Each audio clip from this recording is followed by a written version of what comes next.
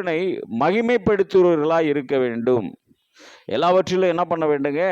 தேவனை மகிமைப்படுது. இந்த 55லேருந்து இந்த 60ஆம் சங்கீதம் வரைக்குமே இந்த தலைப்பை நம்ம படிக்கிறது இல்லை, நம்ம வேதத்தை மட்டும் பார்ப்போம். நீங்கள் தலைப்பை மட்டும் பார்த்தீங்கன்னா, கெட்டு போகாமல் இருக்கணும் அப்படின்றதுக்கு ஒரு பாட்டு, அடுத்தது நஷ்டம் ஏற்படாது இருக்கிறதுக்கு ஒரு பாட்டு. நீங்கள் 54 பார்க்கும்போது அது என்ன பண்ணுதுங்க? பெலிஸ்தியர் தாவீதை காத்தூரில் பிடித்த போது யோவாப்பேலாம் இருக்கின்ற வாத்தியத்தில் பாடின ராகத்தலைவுக்கு ஒப்புவிக்கப்பட்டது. இது எல்லாமே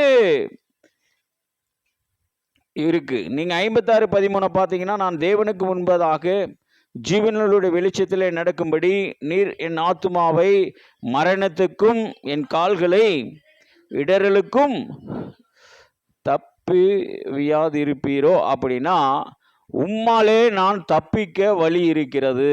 அல்லேலூயா. அப்ப தேவன் நம்மை மரண பரியந்தம் வரை இந்த தேவன் நம்மை நடத்துகிறவராய் இருக்கிறார். அப்ப அந்த மரண பரியந்தம் வரை இந்த நடத்துகிற இந்த தேவனோடு நாம் எப்படிப்பட்டவர்களாய் சஞ்சரிக்கிறோம் என்பதுதான் இந்த இடத்துல பிரச்சனை. நம்முடைய காரியங்கள் எதுவுமே தேவனுக்கு பிரியமாய் இருந்தால்தான் தேவன் சகலத்தையும் நமக்கு நன்மை உள்ளதாய் செய்து கொடுப்பார். அதே இந்த 59ஆம் சங்கீதத்தில் நீங்கள் பார்த்தீங்கன்னா, கடைசி வார்த்தை அவர் அழகாய் சொல்லுவார். நீங்கள் மனநவசனமாய் சொன்னீர்கள், தேவன் எனக்கு உயர்ந்த அடைக்கலமும் கிருபையுள்ள தேவனாயிருக்கிறார். அப்போ நான் இப்போ சொன்னது சாட்சி தான், கிருபையின் சாட்சியை சொன்னேன். நான் என்னால் உயரத்திலும் வாழ தெரியும், என்னால் தாழ்விலும் வாழ தெரியும், என்னால் அவமானத்திலும் வாழ தெரியும், என்னால் என் சூழ்நிலையில் வியாதி படுக்கையிலும் எனக்கு வாழ தெரியும். அப்போஸ்தலனாகிய பவுல் இதெல்லாம் சொல்லிட்டு கடைசி ஒரு வார்த்தை எழுதுவார், கிறிஸ்துவின் அன்பை விட்டு என்னை பிரிப்பவன் யார்? அல்லேலூயா. அப்போ அந்த அன்பிலே நீங்கள் வளர வேண்டும், கிறிஸ்துவின் அன்பிலே வளர வேண்டும். மனித அன்பு உங்களுக்கு எப்பொழுதும் நிறையா பிரச்சனைகளை கொடுக்கும். கிறிஸ்துவின் அன்பிலே நீங்கள் வளரும் போது கிறிஸ்துவை போல நீங்கள் எல்லாவற்றிலும் முன்கூட்டி இருப்பீர்கள். ஆகவே நாம் கோபம் கொண்டாலும் என்ன செய்யக்கூடாதுங்க? அவ்வளவுதான். போன வாரம் அதை குறித்து தான் 1 மணி நேரம் நம்ம பிரசங்கத்தை எடுத்தோம். இப்பொழுதும் நீங்க வாசித்த இந்த சங்கீதத்திலையும் இயேசு கிறிஸ்து சிலேடையாக தாவீது தன் ஆவியினாலே, நீங்க வாசித்த 59ஆம் சங்கீதத்திலும் தாவீது சிலேடையாக இயேசு கிறிஸ்துவை தரிசித்து இயேசு கிறிஸ்துனுடைய காரியத்தை கடந்த வாரத்தில் பார்த்தது போல இந்த வாரத்திலும் நாம் பார்க்க வாய்ப்பு இருக்கிறது. ஆனால் இந்த லெந்து நாட்களிலே நாம் இருக்கிறோம். இந்த லெந்து நாட்களே கர்த்தருடைய ஆவியானவர் நம்மோடு இந்த இயேசு கிறிஸ்துவின் பாடுகளை, நமக்காக அவர் சிந்தின காரியத்தையும் அவருடைய தியாகத்தையும் நாம் இந்த நாட்களிலே நாம் நல்ல முறையில் புரிந்து கொண்டால்தான் மீதியான நாட்களை இந்த வருடத்திலே நம்மால் கடந்து போக முடியும். எப்படி பண்ண முடியுங்க? கடந்து போக முடியும். அப்போ இந்த நாட்கள் நமக்கு மிகவும் முக்கியமாக இருக்கிறது. இந்த லென்த் நாட்கள் நம்முடைய மன திரும்புதலுக்கு ஒரு வருஷத்திலே தேவன் ஒரு 40 நாட்கள் நமக்கு தருகிறார். நாம் யூதர்கள் அல்ல. இன்றும் நீங்கள் இஸ்ரேல் தேசத்திலே போனீர்கள் என்றால் ஒரு யூத கூட்டம் சேற்றின் மேல் மோதிக்கொண்டு ஜெபிப்பார்கள். அவர்கள் அந்த பாஸ்கா இந்த நாட்களில் என்ன செய்வார்கள்? மேசியாவே வாரும், மேசியாவே வாரும்னு இந்த மாதிரி செவுத்தில் நீங்கள் இன்னும் இஸ்ரேல் தேசத்துக்கு போனவங்களுடைய போட்டாக்களை நீங்கள் விக்கிபீடியாவில் பார்ப்பீர்கள் என்றால் இன்னும் செவரில் தலையை இடிச்சுக்கிட்டு மேசியாவே வாரும், மேசியாவே வாரும்னு சொல்கிறாங்க. ஆனால் நமக்கு தெரியுது, நம்முடைய மேசியா ஆண்டவராக இயேசு கிறிஸ்து வந்து போய்விட்டார். அவர் மீண்டும் திரும்ப வரப்போகிறார். அல்லேலூயா. அவர் மீண்டும் வந்து என்னை அழைத்து கொண்டு போக போகிறார். அந்த ஒரு அழைப்புக்காக தான் இந்த சபை நடத்தப்படுகிறது. அந்த அழைப்பிலே நாம் உயிர் மீச்சு உள்ளவர்களாய் வாழ வேண்டும். அந்த அழைப்பிலே நம்முடைய குடும்பம் நிற்க வேண்டும். நோவா எப்படி தன் பேழைக்குள்ளே தன் குடும்பத்தை அழைத்து கொண்டது போல நீங்கள் உங்கள் பிள்ளைகள், உங்களுடைய பிள்ளைகள் என அனைவரையும் நீங்கள் கிறிஸ்துவ என்கிற பேழைக்குள்ளே நீங்கள் வளர்த்து கொண்டு போக வேண்டும். அப்பொழுது நீங்கள் செய்ய வேண்டிய காரியம் என்ன? இந்த லென்த் நாட்களை நீங்கள் உங்கள் ஆவி, ஆத்துமா, சரீரத்தை சரியான பாதையிலே நீங்கள் வைக்காவிட்டால் உங்கள் வீட்டுக்குள் என்ன நுழைந்து விடுகிறது? உங்க வீட்டுக்குள் என்ன நுழைஞ்சிருது? சாத்தான் சோதனைக்காரன் நுழைந்து விடுகிறான். அவன் பொய்யனும் பொய்யுக்கு பிதாவுமாக இருக்கிறேன். அதை குறித்து தான் நேற்று கருத்தரங்களை பேசிட்டு இருந்தோம். ஆதாமை ஆளுகைக்கு தேவன் உட்படுத்தினார். ஆனால் அவர் பாவத்தின் ஆளுகையிலே சிக்கியதினாலே இயேசு கிறிஸ்து நம்மை குறித்து பேசும்போது சொன்னார், நீங்கள் உங்கள் பிதாவாகிய பிசாசினால் உண்டானவர் என்று போட்டார். யூதர்கிட்ட சண்டைக்கு போனார். அவர் சண்டைக்கு போல. யோவான் 8ஆம் அதிகாரம் 14 பார்த்தீங்கன்னா அந்த கான்வர்சேஷன் அதை நமக்கு புறஜாதியாக இருக்கிற நமக்கு அது வெளிப்படுத்துகிறது. நாம் தேவனிடத்தில் மிரட்டி ஜெபம் பண்ணுறவங்க இருக்கிறாங்க. இதை நீர் இப்பொழுது செய்தே ஆக வேண்டும், நீர் இதை இப்படி செய்தால்தான் நான் ஏற்றுக்கொள்வேன். அதெல்லாம் உங்களுக்கு சான்சஸ் வராது. நீங்கள் தேவனிடத்தில் அன்பாக இருப்பீர்கள் என்றால் தேவ வசனத்தை கீழ்ப்படிந்து ஜெபிக்க ஆரம்பிப்பீங்க. தேவ வசனத்துக்கு என்ன பண்ணுவீங்க? கீழ்ப்படிந்து ஜெபிக்க ஆரம்பிங்க. அதான் இப்போ நான் சொன்ன ஸ்டோரி. உங்களுக்கு எனக்கு வாழ்ந்திருக்கவும் தெரியும், தாழ்ந்திருக்கவும் தெரியும். திவ்யமான சாப்பாடை தான் நாங்கள் சாப்பிட்டோம். ஒரு பிளைனை இவ்வளோ பெருசு போடுறா. அதே நல்ல பணம் இருக்கும்போது அந்த பிளைனை நான் 190 ரூபாய்க்கு உளுந்தூர்பேட்டை டோல்கேட்டில் சாப்பிட்ருக்கேன். காஃபி 60 ரூபாய் காஃபி குடித்தேன். ஆனால் இவன்ட்ட போய் உட்கார அதே பிளைன் இவன் 50 ரூபாய்க்கு கொடுத்தாரு. அவர் அந்த மூடப்படுகிற நேரத்திலும் எங்களுக்கு நல்ல திவ்யமான உணவை பரிந்துரை செய்தார். அப்புறம் அவர்கிட்டையும் பேசிட்டு அவர் சொந்த ஊரை கேட்டுட்டு நாங்கள் இந்த மாதிரி ஊரை விட்டு வந்து நாங்களும் திருநெல்வேலி பக்கத்துலேருந்து அயோத்தியாப்பட்டினம் வந்து இப்படி வாழ்ந்து நாங்களும் 40-50 வருஷமாக வாழ்ந்துகிட்டு இருக்கோம். இது மாதிரி ஒரு மீட்டிங்காக போயிட்டுருக்கோம். வாழ்த்தி சந்தோஷத்தோடு அனுப்பினார்கள். அப்பொழுது நாம் தேவ பிள்ளைகளாய் நம்முடைய வாழ்க்கையின் பயணத்தை தொடங்குவதற்கும் முடிப்பதற்கும் இறைவன் 40 நாட்கள் நமக்கு ஒரு வனாந்தர வாழ்க்கையில் அவர் வாழ்ந்ததை நமக்கு வெளிச்சத்துக்கு கொண்டு வந்து காட்டுகிறார். அல்லேலூயா. நீங்கள் தேவ பிள்ளைகளாக இருந்தால் இதை நீங்கள் விசுவாசித்து நீங்கள் படும் பாடுகளிலே இந்த தேவன் உங்களை எப்படி நடத்துகிறார் என்பதை நீங்கள் அறிந்து கொள்ள முடியும்.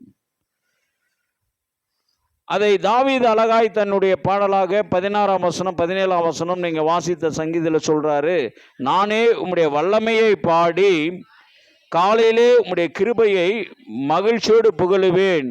எனக்கு நெருக்கம் உண்டான நாளிலே நீர் எனக்கு தஞ்சமும் உயர்ந்த அடைக்கலுமானவர். அப்போ தேவன் நமக்கு உயர்ந்த அடைக்கலம், தேவன் நமக்கு கோட்டை. இந்த தேவன் நம்மை பாதுகாக்கிறவர். அவர் உன்னை புல்லுள்ள இடங்களில் மேய்த்து அமர்ந்த தண்ணீரண்டையில் உன்னை கொண்டு போய் விடுகிறார். நான் மரண பரியந்தம் பள்ளத்தாக்கிலே நடந்தாலும் பொல்லாப்பு என்பதுக்கு எனக்கு என்ன இல்லை, பயம் இல்லை, எதுவும் என்னை அணுகாது. அப்ப இப்படிப்பட்ட ஒரு ஆசீர்வாதமான ஒரு மெய் தெய்வம் நமக்கு பிதாவாகிய தேவனால் கொடுக்கப்பட்டு இருக்கிறது. பிதாவாகிய தேவன் நம்மை அறிந்து வைத்திருக்கிறார். ஸ்ரீயானவள் தன் கற்பத்தின் தன் பாலகனை மறந்தாலும் நான் உன்னை மறப்பதில்லை. ஆகவே இந்த சங்கீதத்தை இந்த சுருக்கமாக நம்ம தொடர்ச்சியாக தான் பார்த்துட்டு இருக்கோம். இதை நம்ம முடிச்சிடலாம். இது லென்த் நாட்களாக இருக்கிறபடினால அடுத்த ஓய்வு நாள் நமக்கு என்ன ஓய்வு நாளுங்க? குருத்தோலை ஞாயிறு. ஆகவே இதே 10 மணிக்குள் நீங்கள் துரிதமாய் வர சபையின் சார்பாக உங்களை கேட்கிறேன். இந்த நாளுக்குரிய காரியத்தை ஏசாயா தீர்க்கதரிசியின் புஸ்தகம் ஏசாயா 50ஆம் அதிகாரத்திலிருந்து நாம் 50ஆம் அதிகாரத்திலிருந்து நம் ஆண்டவராகிய இயேசு கிறிஸ்துவின் சிலுவை பாடுகளை அந்த நாட்களிலே ஏசாயா தீர்க்கதரிசி குறிப்பு வைத்திருக்கிறார். இந்த அதிகாரத்தில் தேவனுடைய காரியத்தை தேவன் தன்னுடைய நீதியினால் இந்த இஸ்ரேல் ஜனங்களை அவர் தண்டிக்கிற விதத்தை 1ஆம் வசனத்திலிருந்து 3ஆம் வசனத்துக்குள் நாம் பார்ப்போம். கர்த்தர் சொல்லுகிறார்,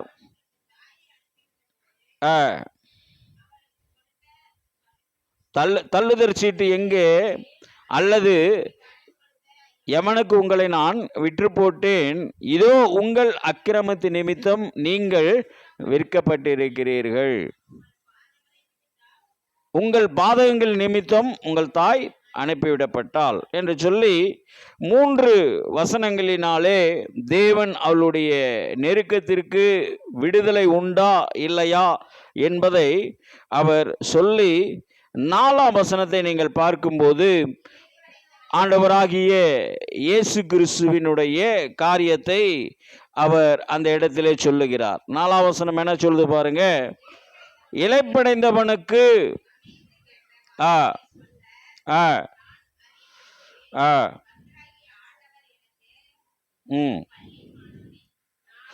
கல்விமானின் நாவை தந்தரிலினார்.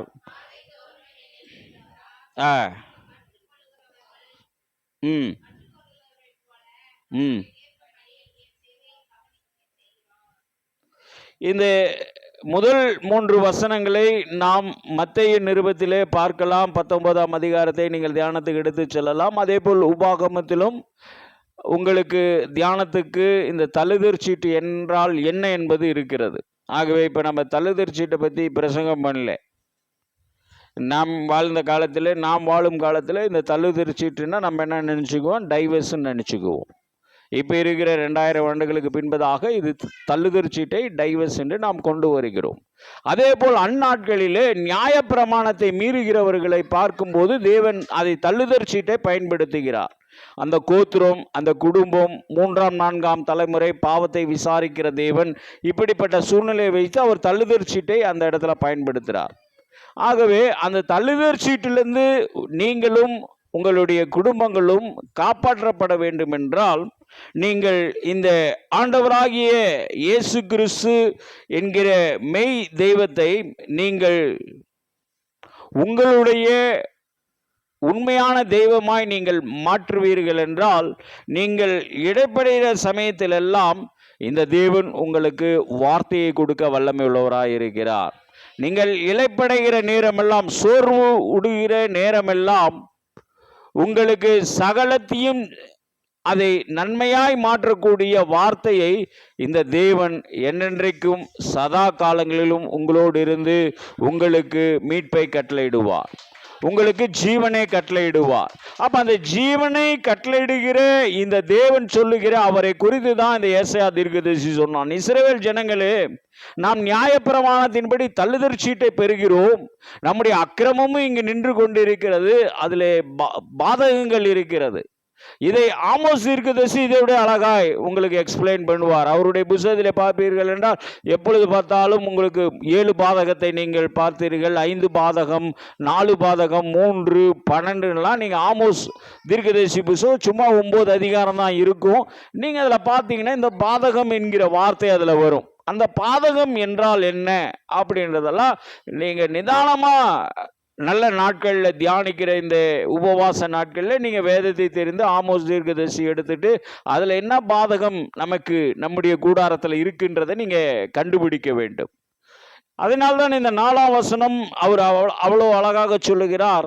இளைப்படைகிற நாட்களிலே இளைப்படைகிறவனுக்கு சமயத்துக்கேற்ற வார்த்தையை சொல்லு நான் அறியும்படிக்கு கர்த்தராகிய ஆண்டவர் பிதாவாகிய தேவன் எனக்கு என்னத்தை கொடுத்திருக்கிறாருங்க?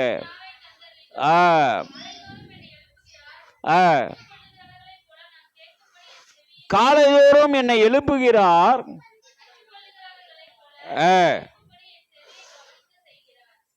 கற்றுக்கொள்கிறவனை போல என் செவியை என்ன பண்றாருங்க? கவனிக்க செய்கிறார்.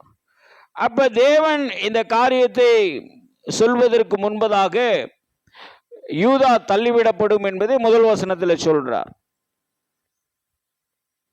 அப்ப யூதா தள்ளிவிடப்படுவதற்கு என்ன ஒரு காரணமா இருக்கிறது? அவர்கள் செய்கிற அக்கிரமம், அவர்கள் செய்கிற அக்கிரமம். நீங்கள் விற்கப்படுவீர்கள், உங்களுடைய அக்கிரமத்தின் நிமித்தம் நீங்கள் என்ன பண்ணுவீங்க? அக்கிரமத்தின் நிமித்தம் என்ன பண்ண போறீங்க? விற்கப்படுகிறீர்கள் சொல்றார். அப்ப உங்களை வாங்குறது யாரு?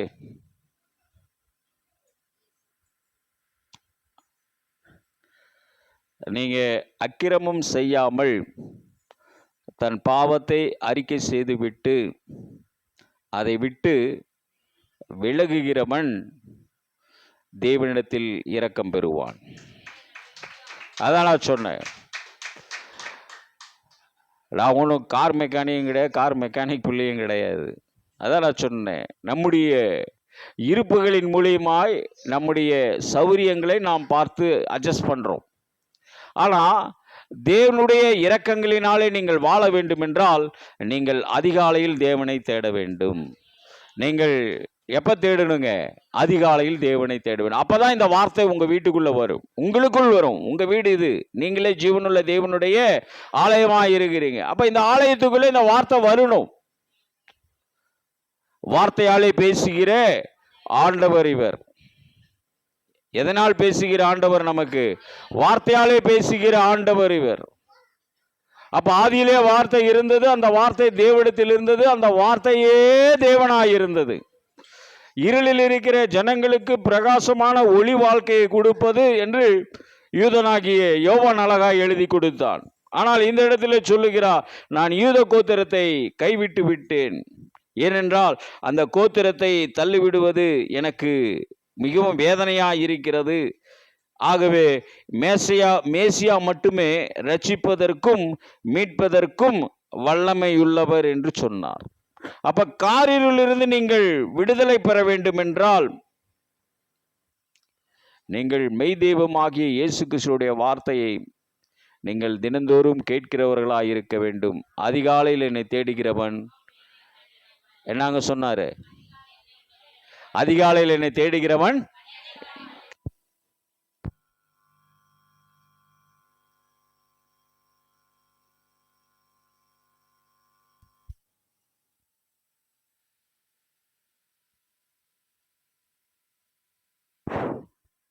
கர்த்தருடைய பிள்ளையை பற்றி பேசி கொண்டு இருந்தேன். வண்டி காணாத போயிடுச்சு பெங்களூரில். 5 நாளைக்கு நீ அந்த இடம் போ, 5ஆவது நாளில் உனக்கு வண்டி கிடைக்கும்னு ஒரு ஊழியக்காரி ஜெபம் பண்ணி சொன்னார். அதை குறித்து என்னுடைய யுஎஸ்ஏ நண்பர் என்னிடத்தில் பேசினார். நாம் சாட்சி சொல்கிறேங்க நம்மளை பற்றி, அந்த சாட்சியை அந்த ஊழியக்காரங்கெல்லாம் நிறையா பேர் மிஸ்யூஸ் பண்ணுறாங்க, அதை பற்றி உங்களுடைய கருத்து, வேதத்தினுடைய காரியத்தை குறித்து சொல்லுங்க அப்படின்னார். அப்போது நீதிமொழிகளிலிருந்து ஒரு வசனத்தை எடுத்து பூர்வ எல்லையை குறித்து நாம் ஜாக்கிரதை உள்ளவர்களாக இருக்க வேண்டும்.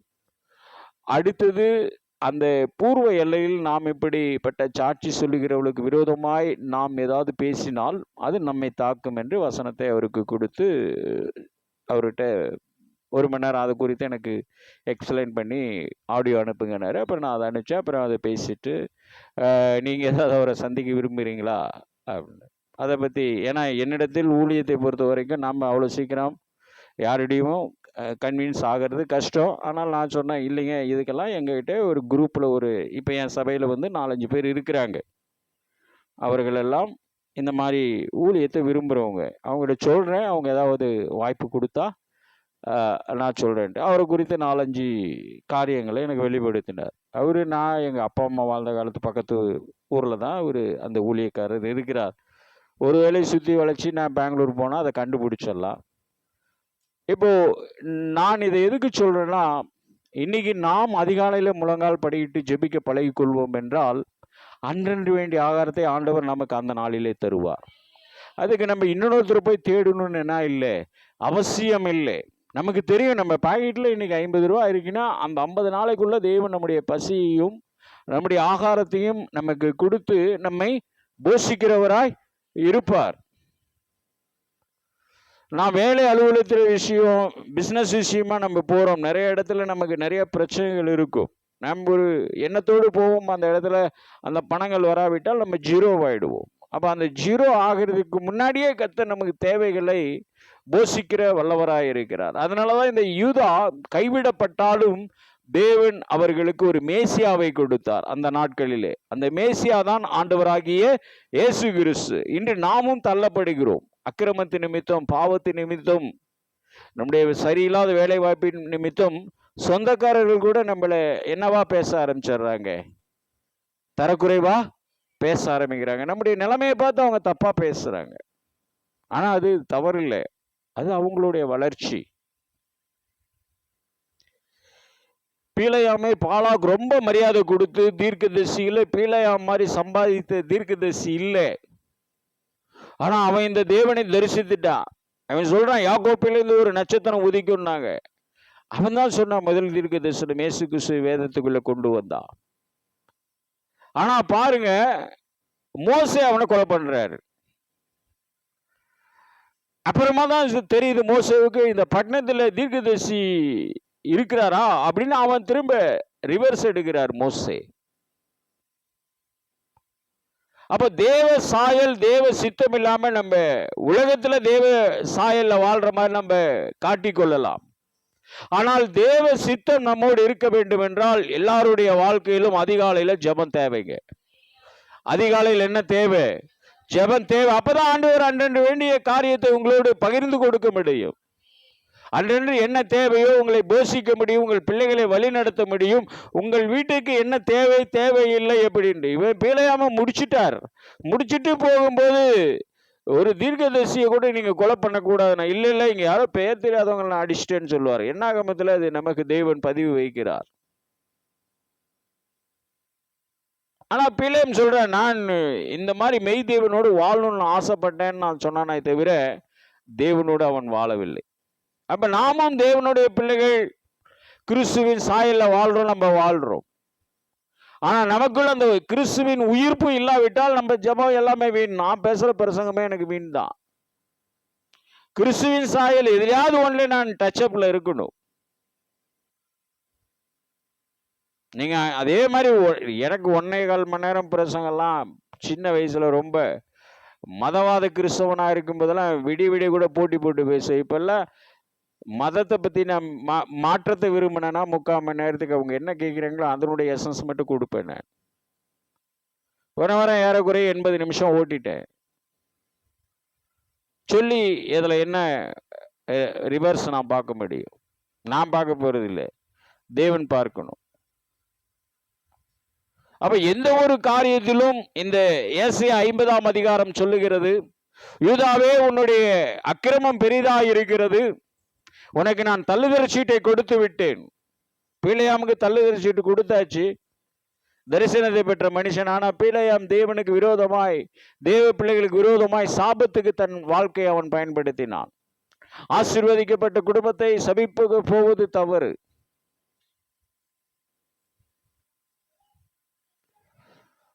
அப்ப நாம் கை காரியங்களை எப்படி நீட்ட வேண்டும்? அப்ப ஏழைக்கு இறங்கிறவன் கர்த்தருக்கு தான் என்ன பண்றான்? டைரக்டா கடன் கொடுக்கிறான். ஒரு கலசம் என் நாமத்தின் நிமித்தம் ஒரு கலசம் தண்ணீரை கொடுத்தாலும் நிச்சயமாய் பரலோகத்தில் அவனுக்கு என்ன உண்டுங்க? பலன் உண்டு. ஆனா நீ ஐஸ்வர்யவானா இருந்து கொடுத்தினா பலன் இல்லைன்றாரு. அப்ப ஐஸ்வர்யவான் லாசருடைய மரணத்துல நம்ம என்னத்தை பார்க்கிறோம்? கிறிஸ்தவங்க. அவனும் யூதன் தான். ஒரு வேலைக்காரனை அவன் கட்டி போட்டு வளர்க்க வேண்டும் என்பதற்காக அவன் நோயாளியை தன் வாசல்ல உட்கார வச்சு ஆபிரகாம் அடிக்கு போயிட்டா, இவன் பாதாளத்துக்கு போயிட்டான். மண்ணிலிருந்து எடுக்கப்பட்ட மனிதன் வீழ்ச்சி அடைந்த போது அவன் பாதாளத்துக்கு போனான். ஆனால் விண்ணில் வந்த இயேசு கிறிஸ்துவை நீங்கள் பற்றி கொண்டு அவருக்கென்று ஜீவிப்பீர்கள் என்றால் மரணமே உன் கூர் எங்கே, பாதாளமே உன் ஜெயம் எங்கே? என் ஆண்டவராய் இயேசு கிறிஸ்து உயிர் தெழுந்தார். என் தேவன் உயிர் தெழுந்த தேவனை பற்றி நான் பேசிக் கொண்டு இருக்கிறேன். அப்ப அந்த உயிர் தெழுந்த தேவன் உங்களுக்குள் கிரியை செய்ய ஆரம்பித்தால் இந்த பாடுகள் கொஞ்ச காலம்தான், அவமானங்கள் கொஞ்ச காலம்தான், இந்த தரித்திரம் கொஞ்ச காலம்தான், இந்த நம்மளை அசிங்கப்படுத்துகிறவர்கள் கொஞ்ச காலம் தான் நம்ம முன்னாடி நின்று நம்மளை அசிங்கப்படுத்துவோம். அதுக்கு மேல முடியாது. கர்த்தர் உங்களை உயர்த்தும் போது அதை ஒருவனாலும் தடை செய்ய முடியாது. கர்த்தர் உங்களை உயர்த்தும் போது நீங்க ஆனா அதை விசுவாசிக்கணும். இந்த 50ஆம் அதிகாரம் இந்த பாவத்திலிருந்து வாழ்ந்து பாவத்திலிருந்து மீட்டு வருகிற கூட்டத்தை இந்த தேவன் எப்படி ஆசீர்வதிக்கிறார் என்பதுதான் இந்த அதிகாரத்தினுடைய முழுவதான அறிக்கை. இந்த அறிக்கைக்கு உங்களுக்கு ஒரு மேசியா இருக்கிறார்.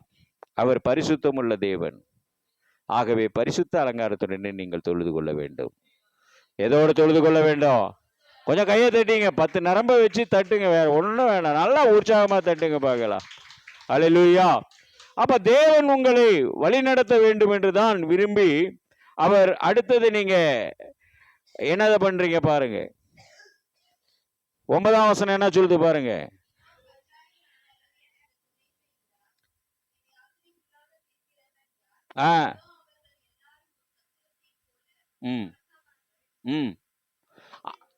அவர்கள் எல்லோரும் ஒரு வஸ்திரத்தை போல பழசாவார்கள். ஆனால் நீங்கள் ரட்சிப்பை உடுத்திருக்கும் போது நீங்கள் புதிய மனிதனாய் அவரோடு இருக்க போகிறீர்கள். அதனாலதான் இந்த காலம் தப்பா இருக்குது. வெள்ளை துணி போட்டாதான் கிறிஸ்தவங்க. என்ன துணி போட்டாதான் கிறிஸ்தவர்கள். எல்லாமே வெள்ளையா இருக்கணும். அந்த ஞாயிற்றுக்கிழமை செருப்பு வெள்ளையா இருக்கணும். உடம்பு மட்டும் என்னவா இருந்துக்கலாம், கருப்பா இருந்துக்கல. உச்சந்தலை முதல் உள்ளங்கால் வரை ஒயிட். நாங்கள் பரிசுத்தமா இருக்கிறோம். அப்படி பரிசுத்தமா இருக்கிறேன்னு சொல்லும் போது ஒரு இலவச விளாண்டா போதும். இந்த வெள்ளை துணியெல்லாம் மஞ்சள் கலரா ஆனாலும் பரவாயில்ல, உளுந்து பிறண்டு அடிச்சு அதை தூக்கிட்டு ஓடுவாங்க. அதுல என்ன பரிசுத்தம்? அது வெளி அலங்காரமாய் நாம் வாழக்கூடாது. நம்முடைய இருதயம் அழகா இருந்தால் நாம் என்றென்றும் தேவனோடு ஜீவித்து கொண்டு இருப்போம். என்றென்றும் தேவனோடு நம்ம என்ன பண்ணுவோம்? ஜீவித்து கொண்டு இருப்போம். அதனாலதான் பேதுரு கேட்கும் போது தேவன் விளையாட்டாயிடுச்சார். ஞாபகம் வரைக்கும் அவன் உயிரோடு இருந்தா உனக்கு என்ன பண்ணாரு? பேதுரு உயிர் தெழுந்த பிறகு இயேசு கிறிஸ்துவோட சாப்பிட்டுட்டு அவர் தீர்க்க தரிசனம் பேதுருக்கு சொல்லும்போது யோவான் 21ஆம் அதிகாரத்துலக்கும் நம்ம தியான நாட்கள்ல அதை பார்க்க போறோம். அப்போ அழகா பேசுவார் பேதுரு. அப்போ ஆண்டவர் சொல்லுவாரு, நான் வெறுமளவும் அவன் இருந்தால் உனக்கு என்னன்னு கேட்பார். நாம் இன்று பிறருடைய வாழ்க்கையை பார்த்து நாம் தவறாய் வாழ பழகி கொள்ளக்கூடாது.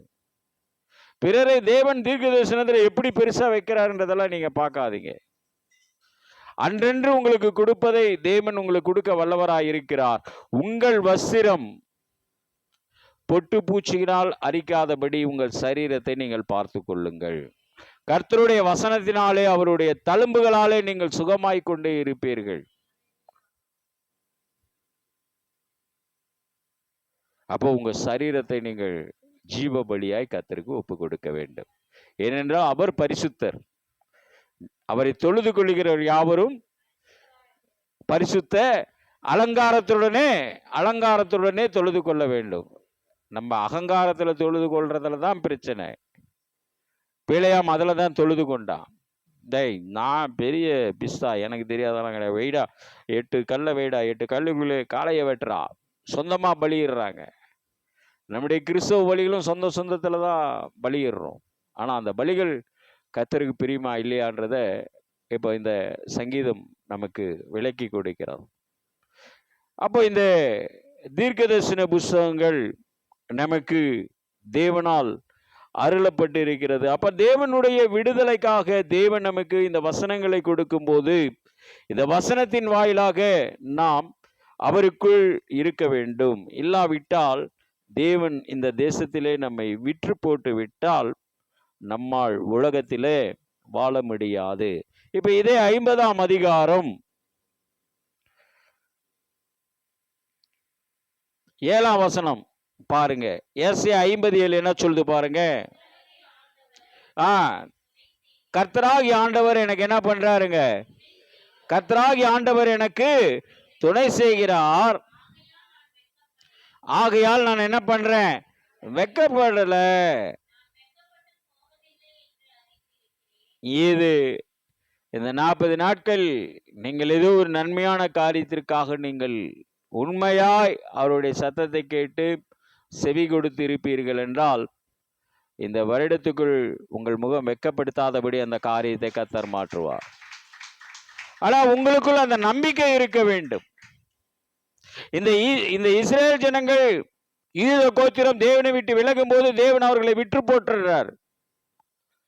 அப்ப விற்று போடும்போது அவர் சொல்றாரு, அவருடைய மனக்லேசத்தை ஏசாயா தீர்க்கதரிசி இது வெளிப்படுத்துறார். ஏசாயா மட்டும் ஏன் இது மனக்லேசத்தை ஏசாயா பாதகங்களை வைத்து ஏசாயா ஆமோஸ் போன்ற தீர்க்கதரிசிகள் கொண்டு வராங்க? அவங்க தேவனால் தங்களுடைய நாவை சுட்டெரிக்க கொடுத்தார்கள். தேவனுக்கு நாவை என்ன பண்ணாங்க? சுட்டெரிக்க. இது அக்னினால் சுட்டெரிக்கப்படணும். இன்னைக்கு இதுக்கெல்லாம் பணம் வாங்கி உங்களுக்கு செஞ்சு தராங்க. வாருங்கள், சென்னை பக்கம் வாருங்கள், உங்களுக்கு 4 நாட்கள் நான் உட்கார வைத்து ஆவியானவரின் அக்னி நாவை உங்க தலையில ஊத்துறேன்றாங்க. ஏன்? மூளை எங்க இருக்குது? கடவுள் மூளை எங்க வச்சிருக்காரு? அதனாலதான் தலையில ஊட்டுறாங்க. ஆண்டவர் கொண்டு வந்து கிட்னிக்கு பக்கத்துல வச்சிருந்தாருன்னு நிலைமை மோசமா இருந்திருக்கும். ஆண்டவர் எவ்வளவு அழகா படைச்சிருக்காரு. ஏன் அந்த நாவல ஊற்றி அனுப்பு? ஏசாயா 6ஆம் அதிகாரத்துல பாத்தீங்கன்னா அவர் கேட்பாரு, என்னை நாவினாலே தொடுங்கன்னு சொன்னாரு. நாவு தாங்க கர்த்தர்கிட்ட கொண்டு போகும். நம்ம இந்த நாவால தான் அவரை துதிக்க முடியும். இந்த நாவால தான் அவரை போற்றி பாட முடியும். தலையினால இல்லை. தலையில மூளை பகுதி இருக்கு. அது நீங்க குதிச்சு பக்கத்துல விழுகும் போது சொல்லும், ரொம்ப ஓவரா டான்ஸ் ஆடி கீழே விழுவுற, அந்த அம்மா நவுந்ததுன்னா மண்டை உடஞ்சிரும் பலாரணும். அப்படியே உங்களுக்கு ஒரு திருப்பி வந்து முன்னாடி நவுந்து உட்காந்துக்குவீங்க. இதெல்லாம் உணர்ச்சி வசப்படுறது. இந்த ஆன்மீகம் என்பது ஒரு போதையில கொண்டு போறது. அதுதான் நம் இந்து மதம் அதற்குரிய பொருளை வச்சு செய்யறாங்க. கிறிஸ்தவ மதம் ட்ரம்மை வச்சு செய்யறாங்க. நான் அதை பத்தி உட்காந்து பேசிட்டு போயிட்டு இருந்தோம்.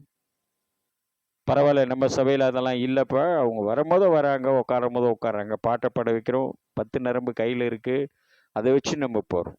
ஒரு இடம் நீங்கள் மெட்ராஸ் பக்கம்லாம் ஒரு தடவை இப்படி போய் பாருங்க, ஆடை விட்டுடுறாங்க உங்களை. ஒரு வீட்டில் காலை டிஃபன் சாப்பிடும்போது கேட்டாங்க, அப்புறம் இப்போ இவ்வளோ சீக்கிரம் அந்த சர்ச்சில் போய் என்ன பண்ணுவீங்கன்னு அவர் விழுந்து விழுந்து சிரிக்கிறார். இல்லை, 1 மணி நேரம் மெடிடேட் பண்ணுவாங்க, 1 மணி நேரம் யோகா நடக்கும் எனக்கு, அப்புறம் தான் பிரசங்கத்துக்கு போவோம், அதுக்குள்ளே நாங்கள் போயிடுவோம் அப்படின்னு அவர் உட்காந்து சிரிக்கிறார். அவர் நல்ல ஆவியில் நிரம்பின புருஷன் தான். அவர் சிரிச்சுட்டு எப்போ பார்த்தாலும் உனக்கு இப்படித்தானா அப்படின்னு இன்னொன்று சகோதரி என்னை திட்டினாங்க. ஐயையோ, நான் தப்பெல்லாம் சொல்ல, யோகா நடக்கும், அதில் நமக்கு பிடிக்காது, நம்ம எந்திரிச்சு ஓட முடியாது, அப்படி சொல்ல வந்தேன். இறைவனை வம்படிக்கு கொண்டு வரதெல்லாம் ஒன்றும் பெரிய விஷயம் இல்லை. உங்களுடைய மூளை பகுதி சரியாய் ஆண்டவருடைய காரியத்தில் இருக்க வேண்டும் என்றால், இந்த ஏசாயாவில் சொல்லப்பட்டது போல அந்த மேசியாவின் சத்தத்தை நீங்கள் அதிகாலை ஊன்று கவனிக்கப்பட வேண்டும். அவருடைய சத்தத்தை நீங்கள் கேட்க வேண்டும்.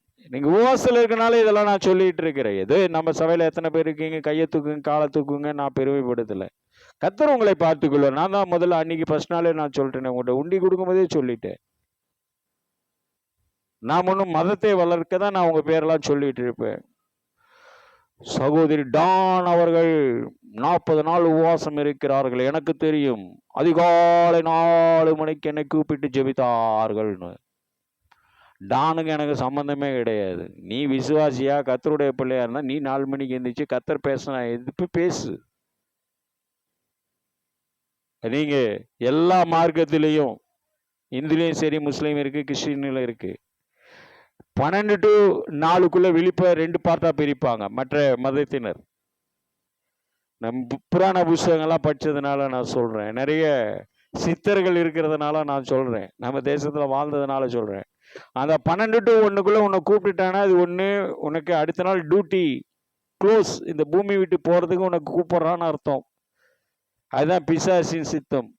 1 to 2 உனக்கு திரும்ப உன்னை தொந்தரவு பண்ணிட்டு வருது அப்படின்னா உன்னை சுத்தி காரிருள் இந்த ரேகையை வச்சு சொல்லிடுவாங்க. அடுத்த நாள் காலையில் நீ போனா இந்த ரேகையை அடிச்சிடுவான். இப்போ இதில் இருக்கிற ரேகையெல்லாம் எனக்கு தெரியும். நான் இப்போ அதெல்லாம் உங்களுக்கு டிஸ்ட்ரிபியூட் பண்ணல, சொல்லியும் தரல, சும்மா அந்த ஓரல் மட்டும்தான் நான் சொல்றேன். அடுத்தது 3 to 4 உங்களுக்கு 3 மணிக்கு வெளிச்சம் வருது. கிறிஸ்தவனா இருந்தால் 3 to 4 ப்ரேயர் பண்ணிட்டு போயிட்டே இருந்தோம். அதில் 3 மணிக்கு எந்திரிக்கோ, 3:30க்கு எந்திரிக்கிறோ, எதுக்கு எந்திரிக்கோ, அதெல்லாம் பெருமையாக பேசுகிற கூட்டம்லாம் இன்னைக்கு இருக்கு. நீங்கள் டிபிஎம் சிபிஎம் சர்ச் பிள்ளைங்களா இருந்தால் நீங்கள் அதை நீங்கள் எந்திரிச்சு கம்பல்சரி சொல்லியே ஆகணும். 3 மணிக்கு வெடி சத்தம் கேட்டது, நான் திடுக்கிட்டு எழுந்தேன், ஆவியானவர் பக்கத்தில் நின்றுவான். ஒன்றுமே வேண்டாம், நீ அறிவியல் சொல்லுது, நீ கரெக்டாக 7:30 மணிக்கு சாப்பிட்டுடு, இரவு உணவை 7:30க்கு சாப்பிடு, படுத்துரு. 6 மணி நேரம் கழிச்சு உன்னுடைய உடல் உறுப்பு கழிவுகளை வெளியேற்றுறதுக்கு உனக்கு மூளைக்கு சிமிக்கை கொடுக்கும். நான் பொய் சொல்ல, நீங்க சைக்காலஜி டாக்டர்கிட்ட போங்க, எந்த டாக்டர்கிட்ட போனாலும் நமக்கு கொடுக்குற அறிவியல் அதுதான். ஃபார்மாகாலஜியில் இதுதான். டாக்டருக்கு நீங்கள் எம்பிபிஎஸ் பண்ணீங்கன்னா இந்த கிளாஸ் ஃபார்மாகாலஜி கிளாஸில் இதுதான் சொல்லி தருவான். 7:30 மணிக்கு பேஷண்ட் சாப்பிட்டானா 6 மணி நேரம் கழிச்சு கழிவுகளை வெளியேற்றுறது உன்னை எழுப்பும், மூளை சிமிக்கை கொடுக்கும். ஏன்னா யூரினரி ட்ராக் வேலையெல்லாம் செஞ்சிடும். ஒன்று இருக்குது 1 லிட்டரு கெப்பாசிட்டி தான் கட்டத்தில் உடம்புல வச்சிருக்கார். கழிவுகளை வெளியேற்ற 1 லிட்டரு வச்சிருக்கார். இறப்பை 2.5 மீட்டர் வச்சிருக்கிறார். அந்த 2.5 மீட்டரையும் உனக்கு ஒரேடியாக வைக்கல. பம்பிங்காக இந்த விரல் 10 விரலை எப்படி வச்சிங்கன்னா இதுதான் இறப்பை. இப்படி தான் இருக்கும், சுருளாக இருக்கும். நீங்கள் படத்தை பார்த்துருப்பீங்க. இதில் ஒவ்வொரு ஒன்னொன்னுலேயும் ரேக்லேயும் 300 கிராம் உங்களுடைய கழிவுகள் உட்காரும். இந்த கழிவுகள் வெளியே வரலைன்னா தான் இது வயிற்றுக்குள்ளே உங்களுக்கு ஃபேட்டி லிவர்ன்ட்டு உட்காருது, உங்கள் இடுப்பை சுற்றி உட்காந்துருது. இறைவன்லாம் சும்மா இல்லை. நம்ம அந்த மனிதவியலும் நமக்கு தெரியாது, வாழ்வியலும் தெரியாது, சூழ்நிலைவியலும் தெரியாது.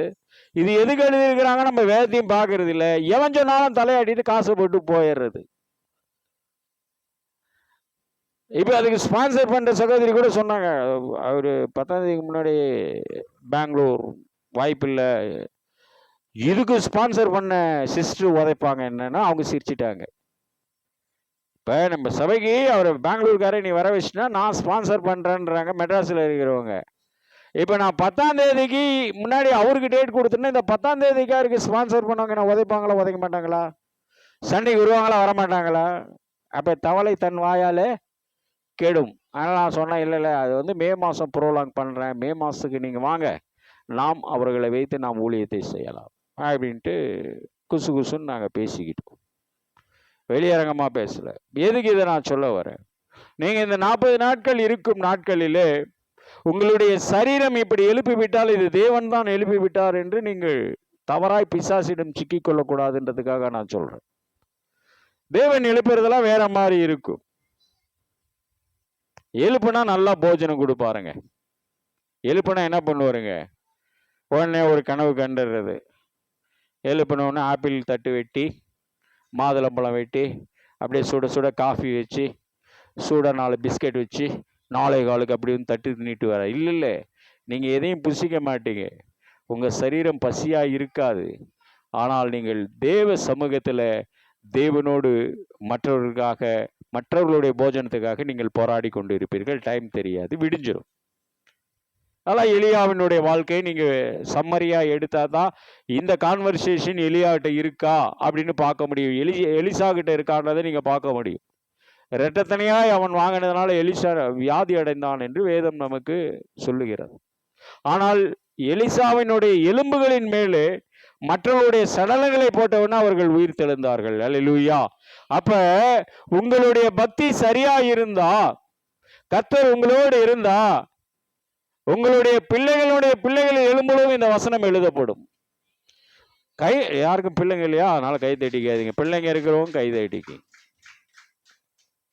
எலும்புகளில் எழுதப்படும். அதுதான் இந்த இடத்துல சொல்றோம், உங்களுடைய முகங்கள் என்னாகாது, வெக்கப்பட்டு போகாது.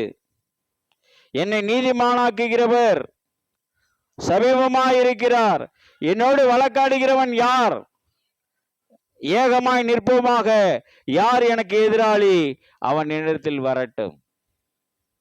பிசாசை இப்படி கூப்பிடுறீங்களா? என் எதிராளியாகிய பிசாசை வா பார்த்துக்கலாம். நீ என்னன்னா ஒத்தை நிற்கலான்னா அதுக்கு ஒரு பாஸ்டரை கூப்பிட்டுருவோம் நம்ம. பாஸ்டர் தண்ணி தெளிங்க என் வீட்டுக்குள்ளார. நல்ல வேலை இன்னும் கிறிஸ்தவ பாஸ்டர்களுக்கு கொத்தனார் வேலை கற்றுக்கிட்டு இருந்தாங்கன்னு அவ்வளவுதான். பரிசுத்தாவினாலே என் வீட்டை கட்டி கொடுப்பீராக. உடனே ஒரு 10க்கு 10 பெட்டு போட்டால் நல்லா இருக்கும், இதுக்கு 20 மூட்டை சிமெண்ட் வேண்டும் அப்படின்ட்டு அவரும் போயிடுவார். இல்லை, நீங்கள் தங்கும் ஸ்தலத்திலே நீங்கள் நீதிமானாய் இருந்தால், நீங்கள் பசியோடு படுத்தாலும் தேவ தூதர்கள் உங்களுக்கு உணவை கொடுத்து உங்களை தேவனோடு சஞ்சரிக்க வைப்பார்கள். இதுதான் தேவனுடைய சித்தம். இதுதான் எலியாவினுடைய வாழ்க்கையில் நடந்தது. ஒரு துண்டு கொடுத்து அவனை சாப்பிட வச்சு தேவன் நடக்க விட்டார். ஓடுறான் கட. இதுதான் பிலிப்பு. தேவன் வாழ்ந்த காலத்தில் இயேசு கிறிஸ்து, இதெல்லாம் எலியாவினுடைய காலங்கள், பிதாவின் நாட்கள். இயேசு கிறிஸ்து நாட்கள்ல ஒரு தேர் ஒரு 100-150 ஸ்பீட் மீட்டர்ல போற ஒரு தேருக்கு முன்னாடி போக்கஸ் பண்ணி ஓடுறான். எனக்கு எந்த ஊழியக்காரனால ஓட முடியுது? கொஞ்சம் யோசிங்க. என்னையும் தான் சேர்த்து பேசுறேன். நான் ஓடிய நாட்கள்லாம் உண்டு. அது மாம்சத்தின் நாட்கள்ல பெருசா காட்டணும், பெருசா பேசணும், பெருசா ஜனங்கிட்ட இருக்கணும், அதெல்லாம் ஒரு காலம். அது பக்குவப்படாத காலம், வேதத்தை முழுமையாக அறியாத காலம், மற்ற சொல்றதை வச்சு படிச்சதை வச்சு. இப்பெல்லாம் அப்படி இல்லை. வேதத்துக்கு 68 வியாக்கியான புஸ்தகங்கள் உள்ள வச்சு அதுலேருந்து டெலிகாஸ்ட் பண்ணி அதுலேருந்து வெளியேற்றி மேலே ஏற்றி உங்களுக்கு கொடுத்து விட்டுருக்கு. அதனால் எனக்கு பயம் இல்லை, உண்மையை தான் சொல்ல முடியும் என்னால். ஆகவே உங்களுடைய காரியங்கள் ஜெயிக்கப்பட வேண்டும் என்றால், இந்த 40 நாட்களுக்கு பிறகு நீங்கள் வெட்கமடையாமல் வாழ வேண்டும் என்றால், நீங்கள் கேட்டு தரிசனங்களையும் நீங்கள் கேட்ட விண்ணப்பங்களையும் கர்த்தர் கேட்க வேண்டும் என்றால், நீ தள்ளப்பட்டவனாய் இருந்தாலும் சரி, தள்ளப்பட்டவனாய் இருந்தாலும் சரி, இந்த மேசியா உன் வாசப்படியிலிருந்து கதவை தட்டுகிறார். இதோ வாசப்படியிலிருந்து கதவை தட்டுகிறேன், என் சத்தத்தை கேட்டு கதவை திறந்தால் அவனோடு நான் போஜனமே பண்ணுவேன் என்று சொல்லியிருக்கிறார். உன்னோடு பரிசுத்த போஜனம் பண்ண அவர் ஆயத்தமாயிருக்கிறாருங்க. நீங்கள் ஆயத்தமாயிருக்கிறீர்களா? உங்களுக்கே தெரியும், கடந்த மாசம்லாம் அவ்வளவு வீசிங்ல வாழ்ந்த நுரையீரல் முழுசாவே எனக்கு டெட்டிங்ல போயிடுச்சு. நுரையீரல் தான் லைஃப். இருக்கிற ராஜ உறுப்புல 5ல் நுரையீரலும் ஒன்று. அதுக்கு நானே சொந்தமா பிராண்டட் மெடிசன் வச்சிருக்கேன், ஆனா முடியல. அதை கர்த்தர் கொஞ்சம் கொஞ்சமா அவர்கிட்ட போகும்போது, அவரு அருமையான நியாயாதிபதி. நம்முடைய கர்த்தர் நீதியுள்ள நியாயாதிபதி. நாங்கள் ஐஸ் வாட்டர் தான் குடிச்ச குடும்பம். எங்கள் பாட்டி காலத்துலேருந்து நாங்கள் எந்த பாட்டில் குடித்த பழக்கம்? என்ன பழக்கம்? ஐஸ் வாட்டர் தான் குடிச்சிக்கிட்டே இருந்தால் எப்படி நீங்கள் நுரையீரல் வேலை செய்யும்? போகிற இடம்லாம் என்ன வாட்டர் வாங்குறது? ஐஸ் கூலிங் வாட்டர் இல்லாமல் நாங்கள் வாழ்ந்ததில்லை, கூல்ட்ரிங்க்ஸ் இல்லாமல் வாழ்ந்ததில்லை அப்படின்னு நம்ம உயர்த்தும் போது அதுவே நமக்கு வியாதியாக மாறுது. அதுபோல விட வேண்டியவைகளை இந்த நாட்களிலே நீங்கள் விட்டு தேட வேண்டியதை இந்த நாட்களில் நீங்கள் தேடும்போது, கர்த்தர் நீங்கள் கூப்பிடும்போது பதில் உங்களுக்கு கொடுக்கிறவராயிருக்கிறார். அதான் இந்த வசனம் உங்களுக்கு சொல்லுகிறது.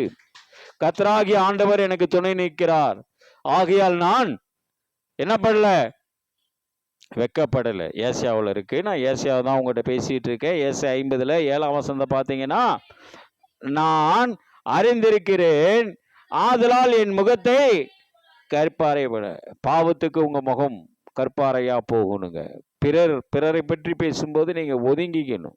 உங்களுக்கு தெரிஞ்சதை சொல்லுங்க, தெரியலைன்னா அந்த இடத்தை விட்டு நவுந்துங்க.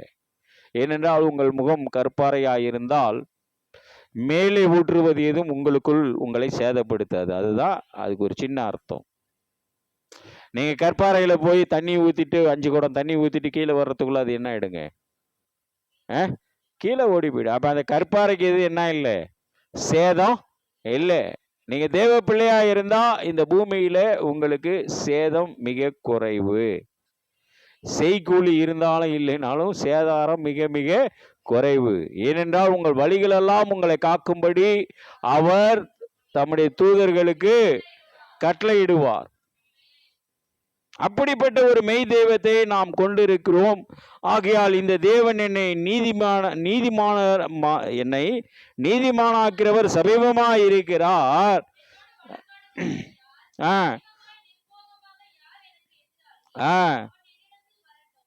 என் எதிராளி என்கிட்ட வரட்டும், கர்த்தராகிய ஆண்டவர் என்ன பண்றாருங்க?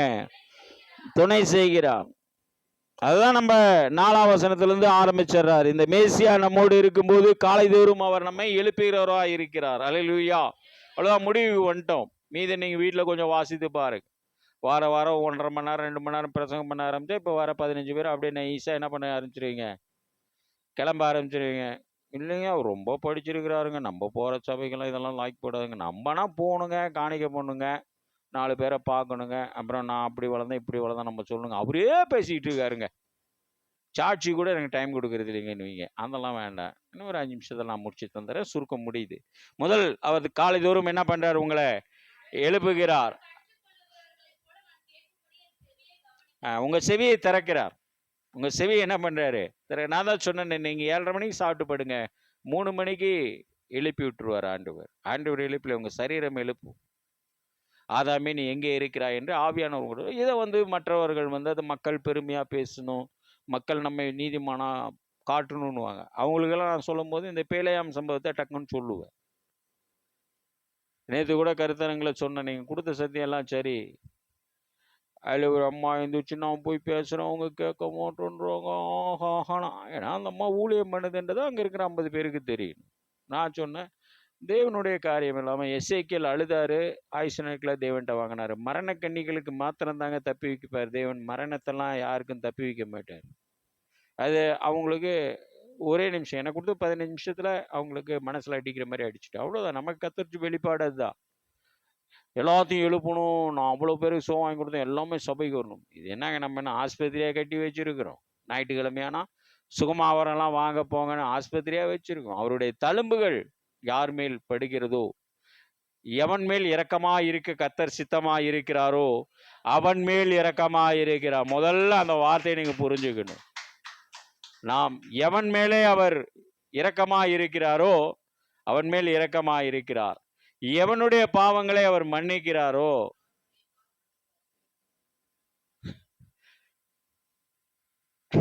அதனால அதெல்லாம் ரோமரில் இருக்கு, நீங்க நிதானமா படிச்சீங்க. சங்கீதத்திலையும் இருக்கு, நிதானமா படிச்சீங்க. எவனுடைய மீறல்கள் மன்னிக்கப்பட்டதோ, எவனுடைய பாவங்கள் மூடப்பட்டதோ அவன் பாக்கியவான்.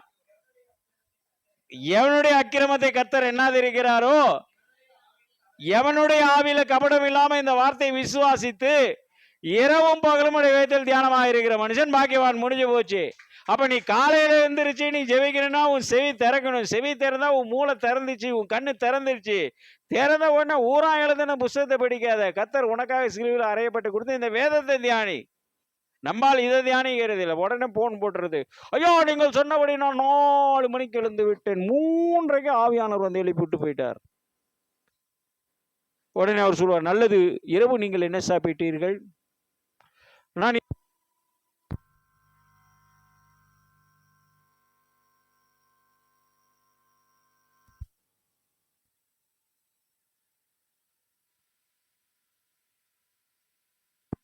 உன் இருதயத்தின் ஒரு பகுதி அவனுடைய வாசலாக இருந்ததினாலே நமக்கு எதுவும் தேராது. அதனால தான் சொன்ன. அப்புறம் சொன்ன, அம்மா நீங்கள் மரணக்கண்ணிகளுக்கு தான் இந்த இயேசு கிறிஸ்து தப்பி வைப்பாரே தவிர மரணத்தெல்லாம் ப்ரோலாங் பண்ணலாம். நம்ம மரணம் ஒரே தரம் மரிப்பதும் பின்பு நியாய தீர்ப்பு அடைவதும் மனுஷனுக்கு நியமிக்கப்பட்டது.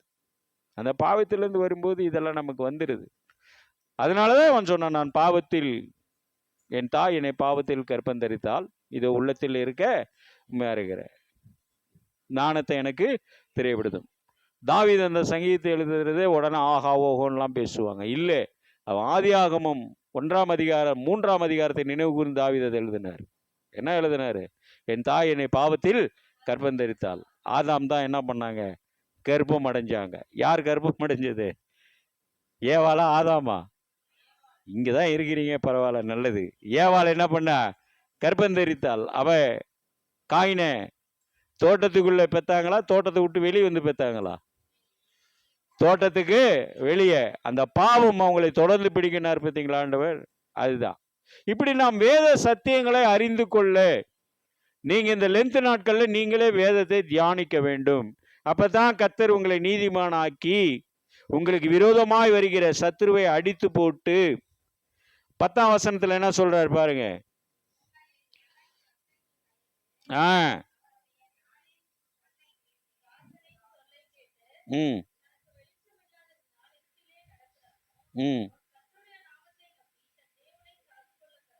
கர்த்தருடைய நாமத்தை நம்பி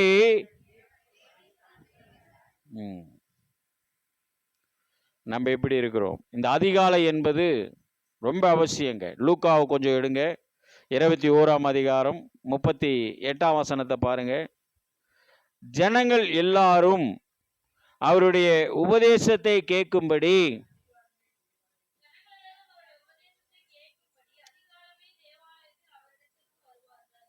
யார்கிட்ட வந்தாங்க? அதிகாலையில் தேவனிடத்தில் இயேசு கிறிஸ்துவிடம் வருவார்கள். அதுதான் உங்க வீட்டில் அதிகாலையில் நீங்க என்ன பண்ணியே ஆகணும். அப்போ உங்க அருகில யார் இருப்பாரு? ஆண்டவராகிய இயேசு கிறிஸ்து. வாய்ப்பு இருந்தால் தரிசித்துங்க. நான் யாரையும் தரிசனம் சொல்றவங்கெல்லாம் நான் தப்பாலாம் பிரசங்கம் பண்ணல. அதை ரொம்ப மோசமாக கொண்டு போகாதீங்க, ரொம்ப எஸ்டீமுக்கு கொண்டு போகாதீங்க. அது உங்களுக்குள் ரகசியமா வச்சுங்க. கர்த்தர் நம்ம என்ன செய்கிறாரோ ரகசியமா வைங்க. அது சொல்ல வேண்டிய இடத்துல தான் சொல்லணும். அதையே தொழிலாக்கிடாதீங்கன்றார். அப்ப இந்த அதிகாலை நம்முடைய ஜெபம் நமக்கு என்னவா இருக்குதுங்க? ரொம்ப ரொம்ப அவசியமா இருக்கிறது. இந்த லெந்த் நாட்கள்ல இந்த இயேசு கிறிஸ்து உங்களோடு இருக்கும்போது அவரைப் போல தாழ்மையை கற்றுக்கொள்ளுங்க. அவரைப் போல அடிமையின் ரூபத்தை ஏற்றுக்கொண்டாலும் அவர் பலமுள்ளவராகவும் வல்லமை உள்ளவராகவும் வாழ்ந்து காட்டினார் சிலுவையில். அவருக்கு கொடுக்கப்பட்ட பாடுகள் எப்படி பண்ணாருங்க? வாழ்ந்து காட்டினார். நீங்களும் வாழ வேண்டும். கர்த்தர் அப்படி உங்களை ஆசீர்வதிக்க வேண்டும். நீங்கள் நீதிமானுடைய கூடாரமாய் மாற வேண்டும். உங்களுடைய காரியங்களை எப்பொழுதும் கர்த்தரிடத்தில் பேசிக்கொள்ளுங்கள். மனிதரிடத்தில் பேசுவதை குறைத்து கொள்ளுங்கள். கர்த்தரிடத்தில் பேசுங்கள். கர்த்தர் உங்களை ஆசீர்வதிப்பாராக.